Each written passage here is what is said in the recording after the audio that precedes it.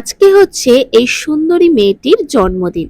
তার জন্মদিনের নিমন্ত্রণে গিয়ে প্রথমে কেক খেয়ে আমরা চলে গেছিলাম মেন কোর্সের দিকে, যেখানে ছিল কড়াইশুঁটির কচুরি আর হচ্ছে চানা মশলা।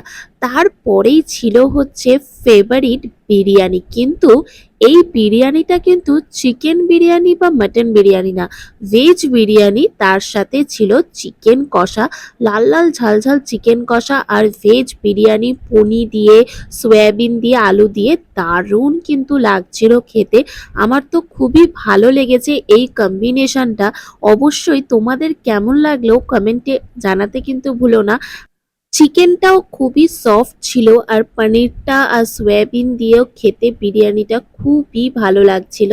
তারপর ছিল আনারসের চাটনি আর পাঁপড়, আর পায়েস তো থাকবেই যেহেতু জন্মদিন, বেশ ড্রাই ফ্রুটস ছিল। তারপরে মিষ্টি, রসগোল্লা আর ছিল আমার ফেভারিট অরুণ আইসক্রিম। ভিডিওটা তোমাদের কেমন লাগলো